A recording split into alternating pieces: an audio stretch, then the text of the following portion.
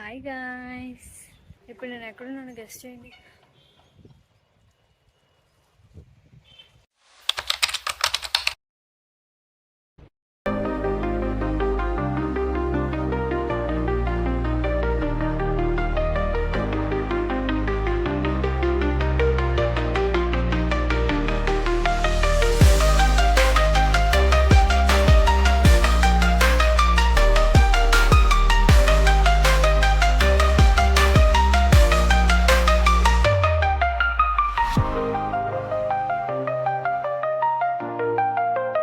Evening చార్మినార్కి వెళ్ళాం.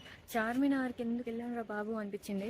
ఆ traffic, ఆ రోడ్లు, చిన్న చిన్న రోడ్లో నుంచి తీసుకెళ్ళాడు బండి మీద. అబ్బా అంతసేపు బండి మీద గంటన్నర. ఇక్కడ నుంచి కొండాపూర్లో ఉంటున్నాం మేము. ఇక్కడ నుంచి గంటన్నర అయిపోయాం. మళ్ళీ రిటర్న్ మళ్ళీ గంటన్నర. దానికోసమా మనం వెళ్ళింది. ఎందుకు ఊరికే లేదు, చూడడానికి బ్యాంగిల్స్ కొనుక్కున్నాం అనుకో. చార్మినార్ వస్తే ఆబ్వియస్లీ బ్యాంగిల్స్ కొనుక్కోవాలి. ఎవరైనా వేసుకునే వాళ్ళు కొనుక్కుంటారు, నేను వేసుకుని అయినా కొనుక్కున్నా.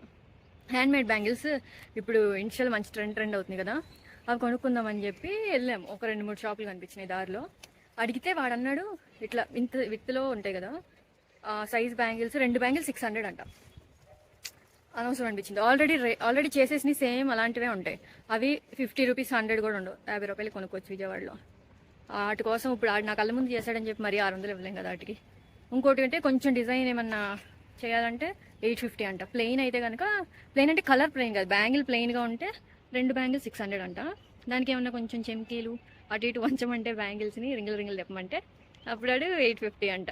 కానీ మేము వదిలే వేస్ట్ అనుకుని వచ్చేసాము. తర్వాత తెలిసింది ఏంటంటే, ఒక రీల్ చూసాక కరెక్ట్గా చార్మినార్ నుంచి వచ్చేసాక నాకు ఒక రీల్ వచ్చింది ఇన్స్టాగ్రామ్లో.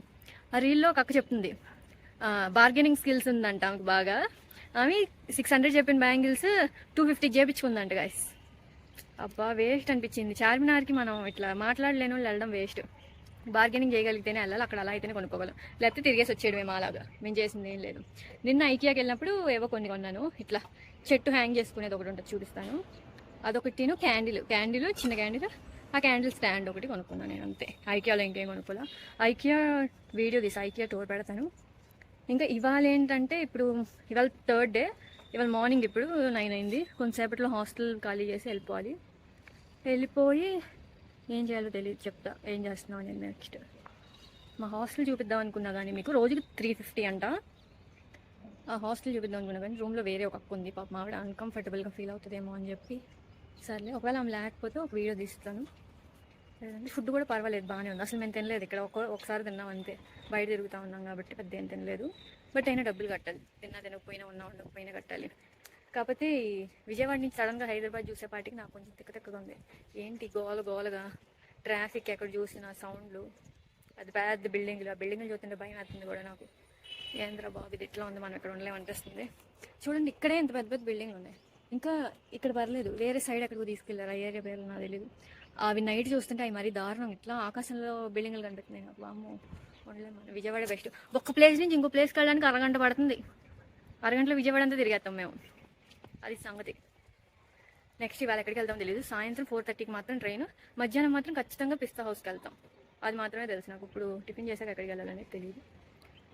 4:30కి ట్రైన్, నైట్ 10 అయిపోద్ది. ఇంటికి వెళ్ళేపటికి 11 అయిపోద్ది ఈజీగా. అది సంగతి. మా హాస్టల్ నుంచి వ్యూ ఇదంతా ఎక్కడ చూసినా బిల్డింగ్లే, కొంచెం కూడా ఖాళీ లేదు. ఇక్కడ మాత్రం అక్కడ ఏదో గ్రౌండ్ ఉంది, ఖాళీ గ్రౌండ్. ఇక్కడ ఏదో చెరువులాగా ఒకటి ఉంది ఇక్కడ ఈ చెట్ల వెనకాల. మీకు ఇక్కడ కనిపిస్తుందో లేదో, అక్కడ ఒక వాక్వే ఉంది. ఇలా బారుగా ఇదంతా ఉంది, ఆ చివరి నుంచి చివరి దాకా వాక్వే ఉంది. ఇట్లా ఇటు సైడ్కి ఉంటుంది అది. ఇవేమో బిల్డింగ్లా ఇంకా నాకు. అది సంగతి. ఇప్పుడు మా రూమ్కి వెళ్తున్నాను. ప్రతి ఫ్లోర్లో ఒక ఫ్రిడ్జ్ ఉంటుంది, ఎవరైనా ఏమైనా కావాలంటే పెట్టుకోవచ్చు. ఒక వాటర్ ప్యూరిఫైయర్ ఒకటి ఉంటుంది. ప్రతి రూమ్కి స్టాండ్ ఉంటుంది, డస్ట్బిన్ ఉంటుంది.